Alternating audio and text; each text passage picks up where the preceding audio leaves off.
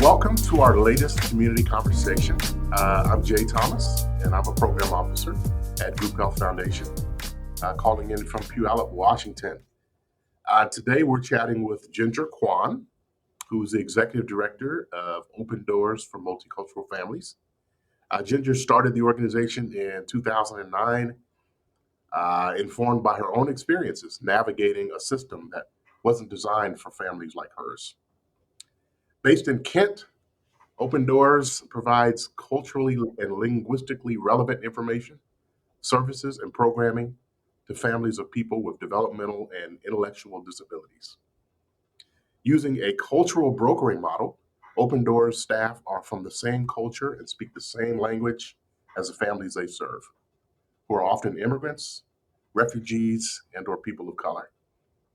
Open Doors is a recipient of our community learning grants. These funds were designed to help us learn from and build relationships with community-rooted organizations throughout the state. Ginger, welcome. I am so looking forward to this conversation and learning more from you today. Thank you for making the time.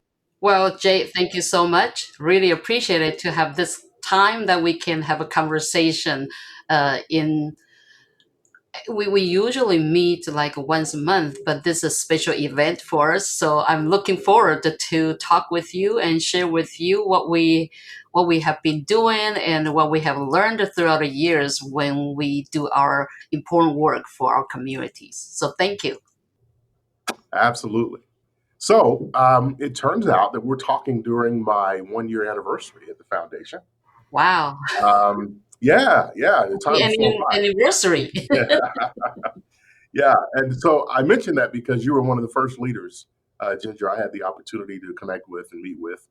And I just remember how much I appreciated everything that you shared, your passion, and especially the importance of understanding the experience of people who hold several marginalized identities. You really took the time to explain that and to explain the challenges that your community is facing. So I'm hoping to start off our conversation by asking you to tell us a little bit more about the story of Open Doors for Multicultural Families and your approach to this work. Sure, love to share. First of all, I'm known as Miko Kwan's mother because that's important to me. My husband and I, we are immigrants to this country. We raised 3 children, and among them, one has autism, and that's our middle son. He has autism, and now he's 26 years old now.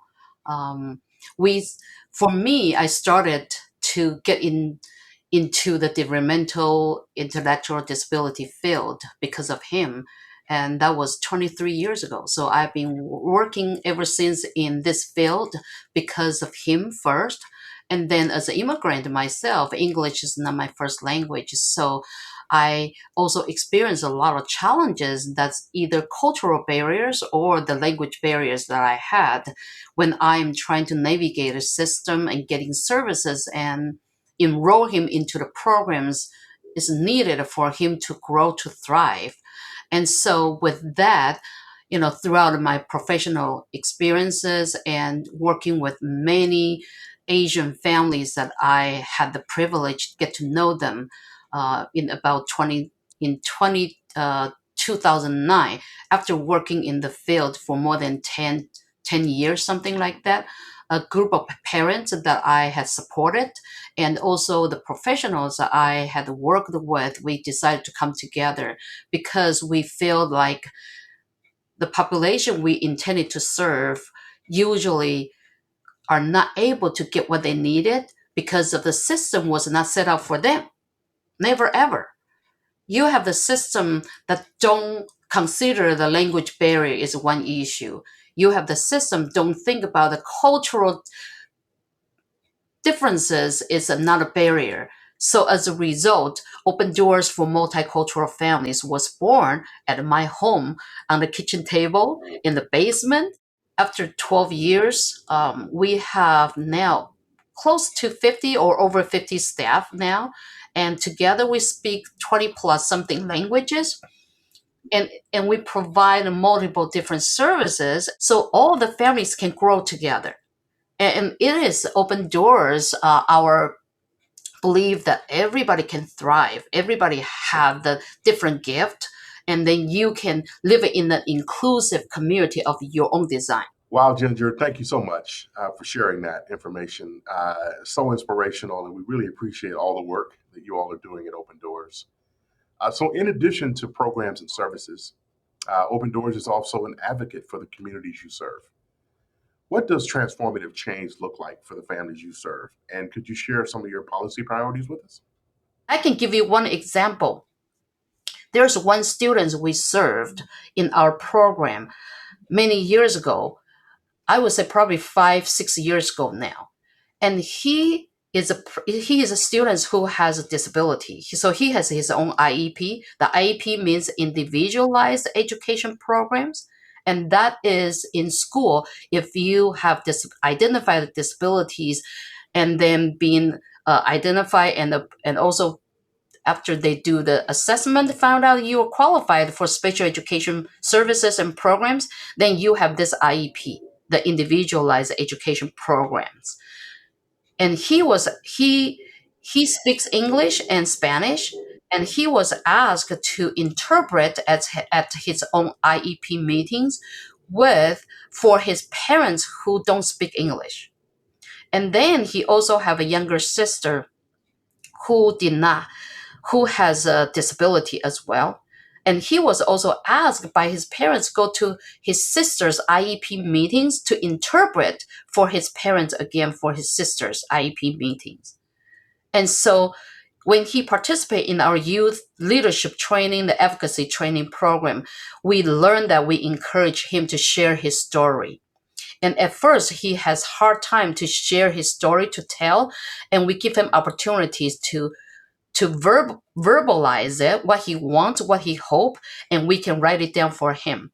And then we say, okay, King County annually we have a legislative forum, and we would like you to share your story. Would you be willing to share with everybody? And finally, he said, okay, I will read it. I'll tell you, and I'll write it. You write it for me, and I'll read it. And by the time he goes out to the public, he tells the story without a script. And because he told all the legislators in that event that is full of 600 people in that event, and he told legislators that, can you help me not to interpret again at my own IEP meetings or at my sister's IEP meeting?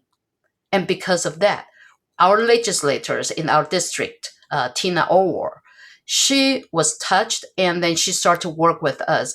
And that's how our language access bill was passed 2.5 years ago. And now we continue to work on this bill. And so you will never know how powerful you are until you started to do that. And today we know this student, he actually went to college. And because of this, we are showing to our youth, let them know you have power. You can voice your concern, and then basically that actually boosts up their confidence. So, Ginger, Open Doors recently proposed a very exciting project, the Multicultural Village project, that will have a profound impact on the community you serve for generations to come. Very excited to hear about that. Hoping you can share the vision for this project and the role that those with intellectual and developmental disabilities will have in bringing the project to fruition. Love to hear more about that. Okay, thank you so much. We are very excited to embark this important project. And the Multicultural Village is a housing project that has many different services and programs that will be utilized by people with developmental disabilities and also other community members. And we are creating this inclusive housing project is really to address the needs of people with developmental disabilities, put them in the center, and consider what will make them thrive in the community to create. At the same time, this project will also include our community, the general community's needs in the South King County who are people of color, particularly from the Black, Indigenous, and people of color community. We witness in our developmental disability community, the challenges are people might be in the community, but they are isolated. And we want to break this isolation and create the inclusiveness for in the environment that a person with developmental disability and their family can thrive. And so for this purpose, we came together to create this place. Right now, what we have done is to listen to the community, to learn from them. And once they tell us what way they need, then we will be able to create things for them. For example, this housing, how we're going to create it will be using the universal design. So everybody who has different ability can easily, live in the environment free of barriers. Fantastic. Well, it sounds like just a wonderful tapestry that you all are working on there of affordable housing, of community sharing, skill building, all of that just wrapped up. It's wonderful.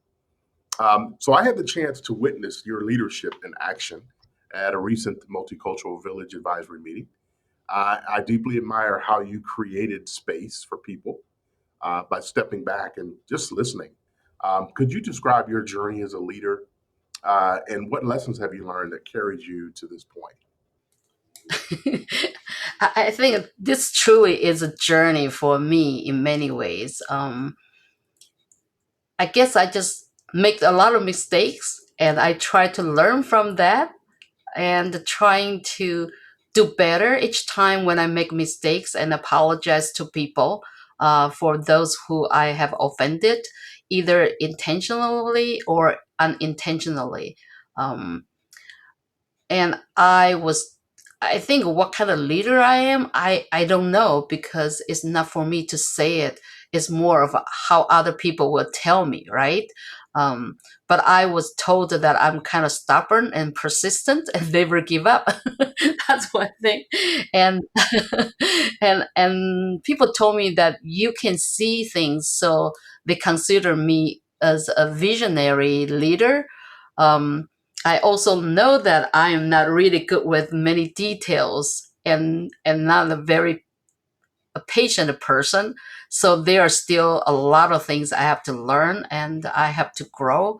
Um, and the best thing is that I have a great coworkers, and I am so blessed to have them who are willing to work with me and to walk with me and really are willing to share with me their thoughts and what they agree or what they don't agree with me and support me in many different ways. So I personally, I'm so grateful for this opportunity. And throughout my life, I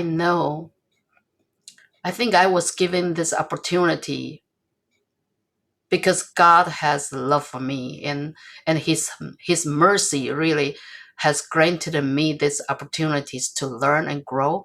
Well, thank you for sharing that, Ginger, and being transparent and vulnerable. Uh, we know that leadership is definitely uh, it takes time. You develop it over time. So thank you for being the leader that you are. Well, Ginger, this is a short conversation, and I'm sure people want to keep learning more. So how can people stay in touch with and learn more about Open Doors for Multicultural Families? We have a website. It's multiculturalfamilies.org, or you can also Google our organizations, Open Doors for Multicultural Families. My name is Ginger Kwan, and my phone number and also email address is also in the website, so you can easily access to it. But here's my phone number: 206-372-1072. Great, thank you, Ginger. So as we close, the power of your work is in part because of the power of your family's story.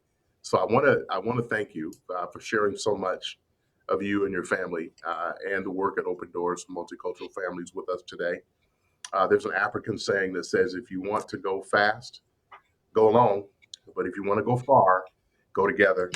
And so I believe that you all are going to go Yes. very far because you insist on going together. So thank you for your work. And I look Thank you. forward to our Thank you. next conversation. Yeah, absolutely. And thank you for walking with me, right? Walking with us. Together we walk far, definitely. We'll see you Thank you. soon. Thank you. Yeah.